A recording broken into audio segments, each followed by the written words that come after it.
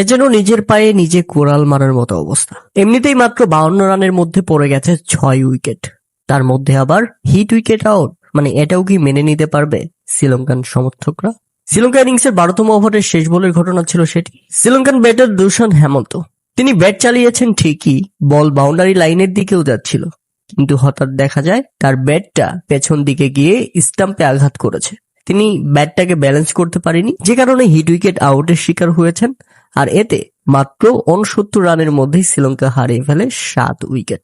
মূলত সেখানেই ম্যাচটাকে ছিটকে গেছে তারা।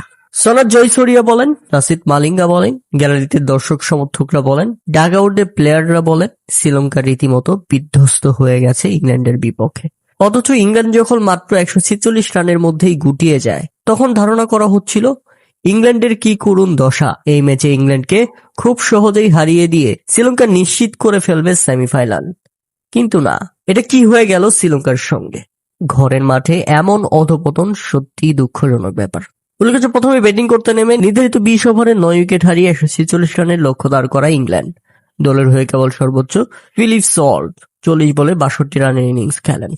এছাড়া কোনো ব্যাটসম্যানই ভালো করতে পারেনি, যে কারণে ইংল্যান্ডের ব্যাটারদের এই অবস্থা। আর যেভাবে ব্যাটিং করতে নেমে শুরুটা ভালো করলেও মুহূর্তেই ছন্দপতন হয়ে যায় শ্রীলঙ্কার। ফিরে গেলেন পাথুম নিশাঙ্কা। 8 বলে 9, পাথুম নিশাঙ্কা ফিরতে না ফিরতেই 20 রানের মধ্যে 2 উইকেট হারিয়ে ফেলে শ্রীলঙ্কা।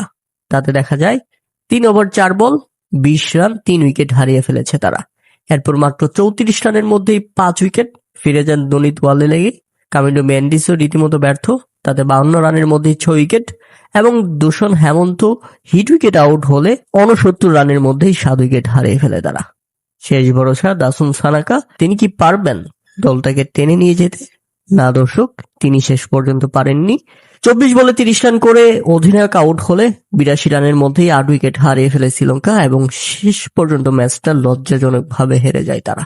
শ্রীলঙ্কার এই হার দর্শক সমর্থক থেকে শুরু করে টিম স্টাফরা পর্যন্ত মেনে নিতে পারছে না। কেউ কল্পনাই করতে পারেনি এত অল্প রানের লক্ষ্যে ব্যাটিং করতে নেমে শ্রীলঙ্কা এমন ধরাশয়ী ভাবে ভেঙে পড়বে। তাতে ইংল্যান্ডের দুর্দান্ত কামব্যাক এবং ইংল্যান্ডের দুর্দান্ত জয়।